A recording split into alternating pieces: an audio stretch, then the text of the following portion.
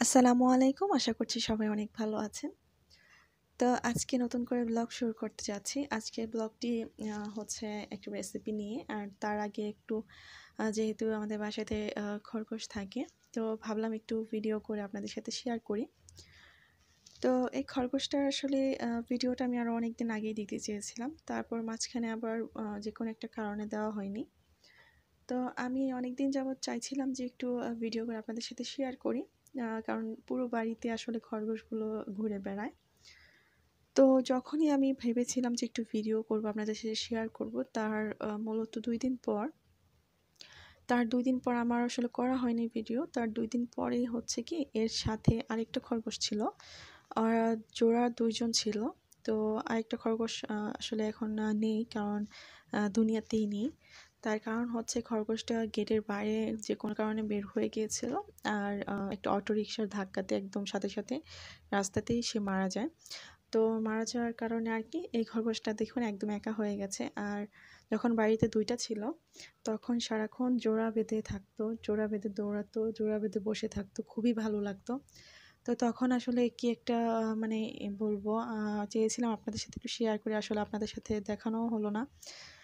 তো মানুষ যেমন চলে যায়, সবারই কষ্ট আছে। এই খরগোশটা এখন পুরোপুরি একা হয়ে গেছে। যাই হোক, আমি একটু ভিডিও করতে চাচ্ছিলাম, কিন্তু সারাক্ষণ শুধু দৌড়াচ্ছে আর দৌড়াচ্ছে। আমি একটু ভালোভাবে ভিডিও করতে পারছি না, কারণ খরগোশটা আসলে এক জায়গায় থাকে না, শুধু লাফিয়েই যায়। তো যাই হোক, তারপরে একটু দেখিয়ে দিলাম। তো এখন যেহেতু প্রচণ্ড গরম, আর এই গরমে কিন্তু এখন আমরা সবাই, যেহেতু কাঁচা আম বের হয়ে গেছে, কাঁচা আমের বিভিন্ন ধরনের জিনিস তৈরি করে খাই। তো আজকে ভাবলাম আপনাদের সাথে একটু কাঁচা আমের একটা জেলি তৈরি করে নিই। আর এই জেলিটা কিন্তু ঠান্ডা ঠান্ডা ভালোই লাগে, একটু ফ্রিজে রেখে যখন ঠান্ডা ঠান্ডা খাবেন অনেক ভালো লাগে। তো যাই হোক, জেলিটা তৈরি করে নিচ্ছি। তো এখানে কাঁচা আমগুলো কেটে দেখুন একদম ছোট ছোট টুকরো করে নিয়েছি। আর যদি আঁটি থাকে তাহলে তো অবশ্যই আঁটি ছাড়িয়ে নিতে হবে। যেহেতু একটু কচি, তাই আঁটি ছিল না। তো এখন একদম ব্লেন্ডারে ব্লেন্ড করে নেব। তো ব্লেন্ডারে ব্লেন্ড করে নিতে হবে। আমি অফ ক্যামেরাতে ব্লেন্ডারে ব্লেন্ড করে নেব। সামান্য একটু পানিও দিয়ে দিচ্ছি অল্প পরিমাপে। তো পানি দেওয়ার পর ব্লেন্ড করে নিয়েছি, দেখুন একদম স্মুথ আছে। তো এ পর্যায়ে এই যেই একটা কাপের মধ্যে আমি নিয়ে নিচ্ছি, এখানে কিছুটা পরিমাপে কর্নফ্লাওয়ার নিয়ে নিলাম, আর একটু পানি দিয়ে গুলিয়ে নিচ্ছি, কারণ এই কর্নফ্লাওয়ারটা আমি ব্যবহার করব। আর কর্নফ্লাওয়ার দেওয়ার কারণে কিন্তু এটা কিন্তু একটু ঘন হয়ে যাবে। তো এখানে আমের যে ব্লেন্ডার করে নিয়েছি, আমের যে পিউরিটা আছে, এখানে কর্নফ্লাওয়ারটাও দিয়ে দিচ্ছি। এখন কিন্তু একদম আমি চুলোতে দিইনি, চুলো জ্বালাইনি, একদম নর্মালি ঠান্ডা অবস্থায় আছে।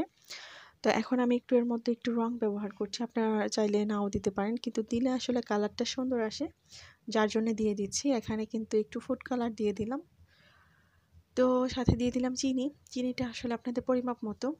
তো এখানে একটু চিনি দিয়ে দিব, যে যেমন মিষ্টি খেতে পছন্দ করেন, কম বা বেশি দিয়ে দিতে পারেন। তো চিনিটা দিয়ে তারপর চুলোটা জ্বালিয়ে দেব। আর চুলোটা জ্বালিয়ে কিন্তু অনবরত নাড়বো। সামান্য একটু লবণও দিতে পারেন। তো এখন পুরোপুরি ভালোভাবে নাড়তেই হবে, থেমে থাকা যাবে না, কারণ এতে করে কিন্তু দলা পেতে যাবে, যেহেতু আমি কর্নফ্লাওয়ার দিয়েছি। তো এখন শুধু অনবরত নাড়বেন। আর যখন দেখবেন ঘন হয়ে এসেছে, তখন চুলো থেকে নামিয়ে নিতে হবে। তো আমি কি পর্যায়ে নামাবো সেটাও দেখিয়ে দিব। তো এই তো এখন কিন্তু অনেকটাই ঘন হয়ে এসেছে। নামিয়ে নেওয়ার পর এটা আরও ঘন হয়ে যাবে, যখন ঠান্ডা হয়ে যাবে একদম জেলিতে পরিণত হবে।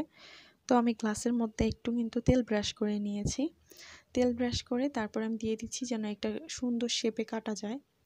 তো গ্লাসের মধ্যে দেখুন ঢেলে দিচ্ছি খুব ভালোভাবে। তো এখানে কিন্তু আপনারা বাটিতেও সেট করতে পারেন, কিন্তু আমার কাছে মনে হলো গ্লাসের মধ্যে যখন সেট হয়ে যাবে, কাটলে এটা দেখতে বেশি সুন্দর লাগবে, যার জন্য দিলাম। তো এখানে আমি একটু কাপের মধ্যে দিয়েছি, আর সেই সাথে গ্লাসেও একদম সেট করে নিয়েছি। মাশাআল্লাহ, এটা কিন্তু একদম জমে গেছে। আর একটু ফ্রিজে রেখে দেবেন। যখন ফ্রিজে রাখবেন ঠান্ডাতে কিন্তু খুব ভালোভাবে এটারও সেট হয়ে যাবে। তো একটা ছুরির সাহায্যে একটু আলতো করে আমি ছাড়িয়ে নিলাম। তো গ্লাসেরগুলো কিন্তু খুব সুন্দরভাবে সেট হয়ে গেছে। আমি নামিয়ে নেব আস্তে আস্তে। তো চারিদিক দিয়ে একটু কি করবেন, একটু ছুরির সাহায্যে একটু সাইডগুলো আলগা করে নিলে এটা খুব সুন্দরভাবে চলে আসবে।